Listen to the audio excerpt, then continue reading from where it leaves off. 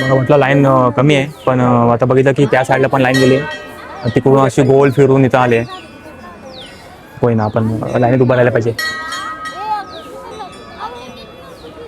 लहानपणी इकडे त्याच्यामध्ये मस्तपैकी भंडागत कासव बघत बसायचो मस्तपैकी या विहिरीमध्ये. मजा यायची तेव्हा एकदम लहानपणी. होय ना, आता काय तर कासव बघायला पण टाईम नाही, कामं करायला टाईम आहे.